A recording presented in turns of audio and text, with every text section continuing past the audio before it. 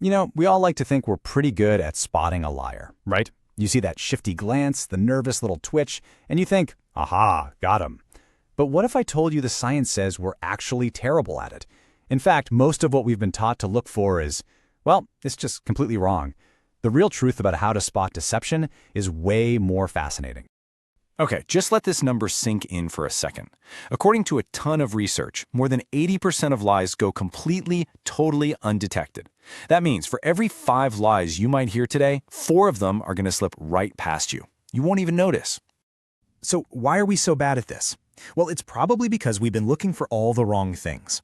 We're on the lookout for these usual suspects, right? The shifty eyes, the fidgeting, touching the face. You see it in movies, you hear about it all the time. But what if these classic tells aren't the real story at all? What if they're actually just a distraction? So here's what we're going to do. We're going to start with what's called the Pinocchio problem. Basically, why we're so bad at this stuff. Then we'll get a reality check from the experts that's going to bust a lot of myths. After that, we'll learn about the single most important tool in the box, building a baseline. And then we'll dive into the methods the pros actually use before we get to the final truth about all of this.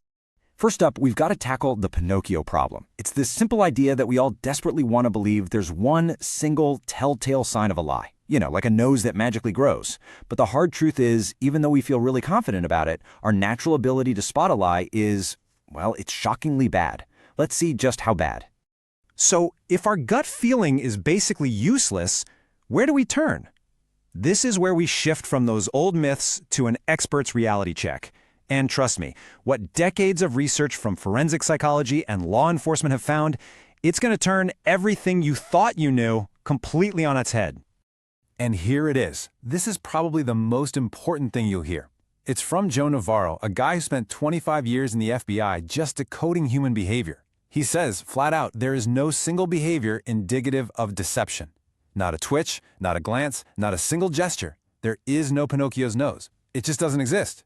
And the studies back him up over and over again. When you actually test people, the average person's accuracy at spotting a lie is right around 50%. Think about that. That's literally a coin toss. You could just flip a coin, heads for truth, tails for a lie, and you'd be just as accurate as your own intuition. So how do the pros get it right? Well, it's because they're playing a completely different game. Amateurs like us, we're hunting for that one single tell. But the pros, they're looking at the whole picture. They're not looking for signs of lying. They're looking for deviations from how a person normally acts. They're not obsessed with nervousness. They're looking at something called cognitive load, which is just the mental gymnastics it takes to tell a lie. It's a whole different way of thinking. And this is the core idea that changes everything. See, those behaviors we've been taught to see as lying, the fidgeting, the lack of eye contact, they're not really signs of a lie. They're signs of stress. It's just the body's ancient survival brain reacting to a stressful situation. And that stress could be from lying, sure, but it could also be because they're in a police station or worried about being late for a meeting. Okay, so if we're not looking for a single tell, what in the world are we looking for? This brings us to the single most important tool in the entire playbook. I mean it. If you only remember one thing from all of this, make it this one. It's all about building your baseline. So, a behavioral baseline. What is that? It's really just a fancy way of saying you need to know what's normal for the person you're talking to. How do they act when they're totally relaxed, just talking about the weather or what they had for lunch? Because without that reference point, any tell you think you see is just a wild guess. I mean, some people always fidget or never look you in the eye. That's just their normal. It's not a sign of anything. So, how do you actually figure out someone's baseline? You just watch them during a normal, chill conversation. And you're kind of building this mental checklist from the top down. What's their normal head position? What's their normal tone of voice? Do they say a lot? You have to patiently figure out what calm looks like for that specific person before you can ever hope to spot what stress looks like. Okay, so once you've got that crucial baseline locked in, then you can move on to the professional's method. This is where we go from just noticing stuff to actually analyzing it, from spotting single cues to identifying patterns that really mean something. And the big idea here is what's called the rule of clusters. See, a single gesture, like a person scratching their nose, is basically meaningless by itself. It's like one word taken out of a full sentence. What professionals look for are gesture clusters, multiple behaviors that all happen around the same time and all point to the same feeling. That's when a signal starts to get interesting. And research has actually found specific clusters that are pretty revealing. For example, one study found that seeing a combination of someone touching their hands, then touching their face, crossing their arms, and leaning away, that whole cluster was strongly linked to stress and potential deception. See, it's not just one thing. It's 4 different signals all screaming the same message. I am uncomfortable right now. But just seeing that cluster of discomfort isn't even the final step. The real aha moment, the thing that gets an investigator's attention, is when they see a sudden shift. The person goes from their normal, relaxed baseline to that cluster of discomfort, and it happens right after a specific question is asked. That moment, that lightning-fast change, that's the hot spot. That's what tells an investigator, hey, dig right here. Now, let's talk about another powerful tool, exploiting something called cognitive load.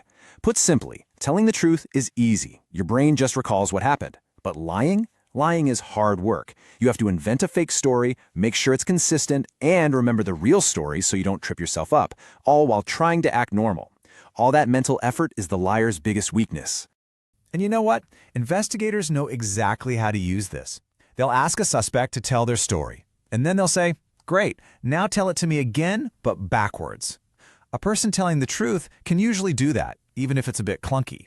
But a liar, their fake story often just falls apart under that kind of pressure. They might also throw in weird questions or distractions just to overload the person's brain, making mistakes way more likely. So as we start to bring all of this together, we get to the final truth of it all, and it's this. Real deception detection. It's not a superpower. It's not some kind of magic trick you learn. It's a disciplined, investigative mindset. And who better to give us the final word than Joe Navarro himself? He says the only way to really know the truth is to verify and corroborate every single detail. All those behavioral cues we talked about, the shifts, the clusters, they don't prove someone is lying. They just tell you where you need to dig deeper. They point you to the parts of the story that need to be checked out. The proof is never just in the body language. It's always in the facts. So the best way to approach all this is to adopt an investigative mindset. You go into a conversation not trying to prove that you're right, but trying to discover what's true. You stay objective, you stay open-minded, and you methodically check the facts. It's about being a curious fact finder, not an angry judge. So I want to leave you with this one last thought to chew on. What if we just stopped asking, are they lying? And instead, we started asking a much better, much more powerful question. Why are they uncomfortable? That little shift from accusation to simple curiosity doesn't just make you more empathetic. It's also a much more reliable path to finding out what's really going on.